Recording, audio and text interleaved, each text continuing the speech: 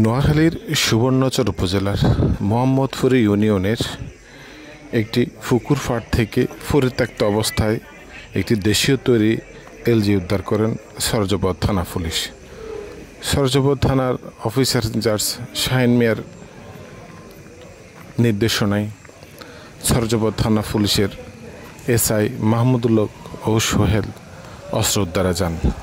তারা বিকেল 5টার দিকে পরিত্যক্ত অবস্থায় মোহাম্মদপুরের একটি পুকুর পাড় থেকে অস্ত্রটি উদ্ধার করেন।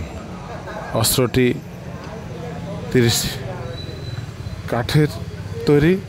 এটি দেশীয় যে কোনো দোকানে ওয়ার্কশপে তৈরি হয়েছেন এবং তারা নিশ্চিত করেছেন যে কারো ধাওয়া খেয়ে কিংবা ছুরি করতে এসে এটা রেখে চলে যান। সরজপদ থানা পুলিশ এ ব্যাপারে পরবর্তী পদক্ষেপ নিয়েছেন এবং পদক্ষেপের আলোকে তারা কাজ করবেন। সরজপদ থানা পুলিশ 5 আগস্টের পরে কোনো অস্ত্র উদ্ধার হলে এটি তাদের প্রথম অভিযান এবং 2জন এসআইয়ের নেতৃত্বে তারা তাদের